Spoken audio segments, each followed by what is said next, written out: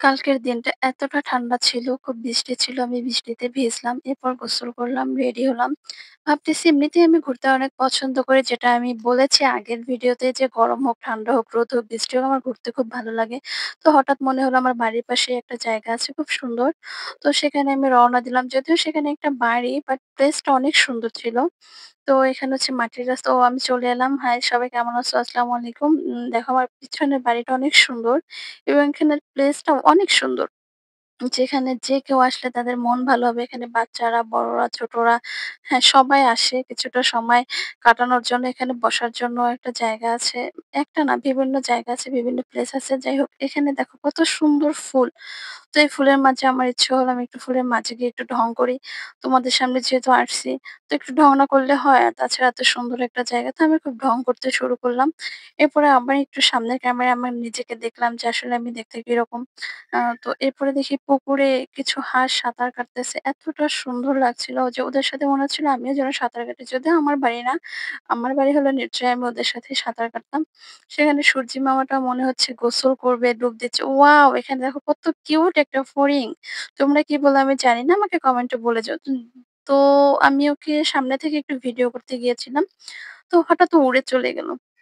যাই হোক দেখো সূর্যি মামাটা কত সুন্দর পানির ভিতরে নড়াচড়া করতেছে। মনে হচ্ছে সেও সাঁতার কাটতেছে হাঁসদের মতো। আর এখানে দেখা যাচ্ছে কত নারকেল গাছ, ওই পারে একটা ঘাট। যে পুরো বাড়িটা মানে এত সুন্দর একটা প্লেস। যে কেউ আসলে মন ভালো হয়ে যাবে। আমি আবার তোমাদের সামনে আসলাম। যাই হোক দেখো আমাকে দেখতে কেমন লাগে। যাই হোক আল্লাহ তাআলার সৃষ্টি সবকিছুই সুন্দর। যেমন আল্লাহ আমাকে যেভাবে সৃষ্টি করেছেন আলহামদুলিল্লাহ আমি অনেকটা হ্যাপি। আল্লাহর কাছে লাখ, লাখ শুকরিয়া।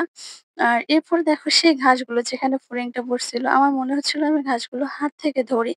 উফ! আমার হাতে লেগে গিয়েছিল। কারণ আমি বুঝতে পারিনি ঘাসটা এত ধারালো। তারপরেও আমার ইচ্ছে হচ্ছিল যে মেয়েদের চুলগুলো যেরকম থাকে ঘন, ঘন ওরকমই। তো আমি হাতে নিলাম, দোল খাওয়ালাম এবং পুরোটা পুকুর পাড় জুড়ে এরকম একটা পরিবেশ। মানে এতটাই মনোরম যেটা ধারণার বাহিরে। আমি আবার তোমাদের সামনে চলে আসলাম। যাই হোক আলহামদুলিল্লাহ আমি দেখতে যেমনই আছি আল্লাহ তাআলার কাছে অশেষ শুকরিয়া। আর যে মানে যে যেখান থেকে যেমনই দেখতে সেটাই আলহামদুলিল্লাহ। ঠিক আছে। আর এখানে দেখো শিশির ভেজা মতো গাছ লতাপাতা বৃষ্টিতে ভেজে আছে। এরপর হচ্ছে যে দেখো কত সুন্দর ফুল। যদিও এই ফুলগুলার নাম আমি জানি না। কিন্তু এই মাঝখানের যে একটা ফল দেখতে পাচ্ছ তোমরা এটা, আমাদের বরিশালের ভাষায় বলে এটাকে ফসকা। তো কপালে ফাটাতাম এবং হচ্ছে পাকলে পরে এগুলা খেতাম। তোমরা কি করতে জানি না। তো আমরা খেতাম বাট এখন আর খাই না। এবার আমি আবার একটু তোমাদের সামনে চলে আসলাম। আমার পিছনে দেখো গাছে বাচ্চারা ঝুলে বসে আছে। যাই হোক এখানে দেখো কত সুন্দর ফুল। মানে যদিও ঘাস, লতাপাতা ওদের একটা ছবি তুলে নিলাম ফাঁকে। আর এখানে বসার জন্য অনেক প্লেস আছে। সবাই ভালো থাকবা। আল্লাহ হাফেজ। আর আমার পেজটাকে সবাই ফলো করবা।